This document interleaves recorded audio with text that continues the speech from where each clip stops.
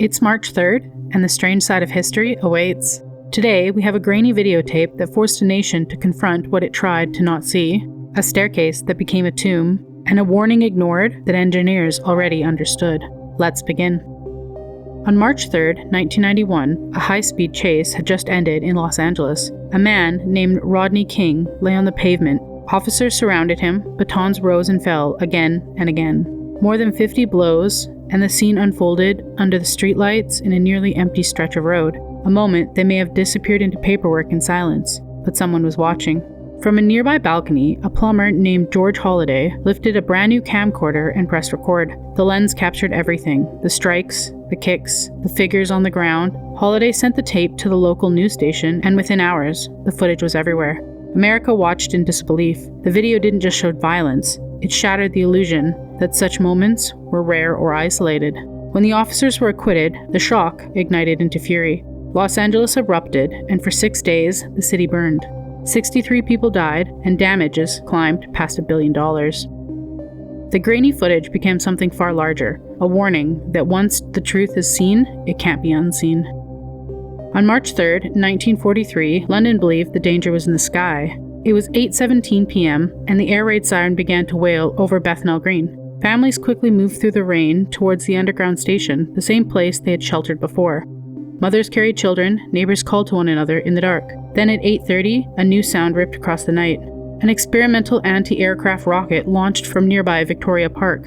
Few civilians had ever heard it. The roar was sudden, violent, and unfamiliar. People had thought the bombs had begun. Inside the narrow entrance of Bethnal Green Underground Station, the stairwell was dim, wet, and crowded. Near the bottom, a woman stumbled, someone fell against her, and then in seconds, the crowd behind them kept moving, unaware.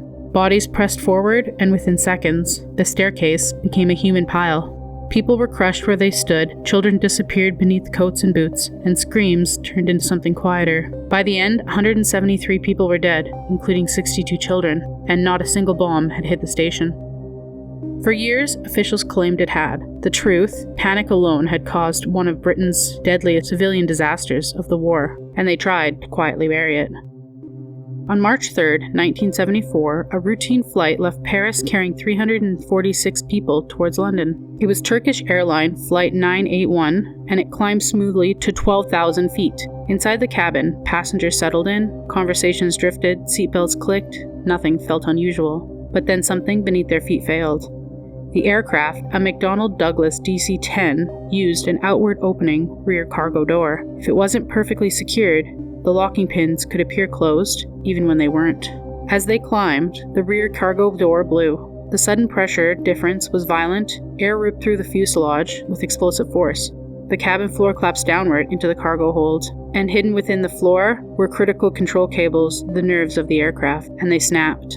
In seconds, the pilots lost command of the tail controls and the engines. The jet began to dive, and witnesses on the ground later described the fall as eerily silent, disintegrating in a forest outside of Paris. No one survived.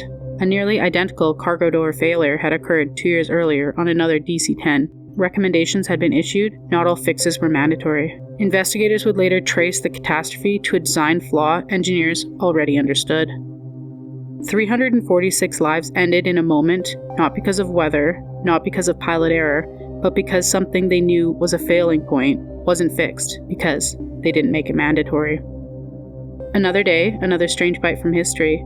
Like, comment, and subscribe. Your next eerie dose is just a day away.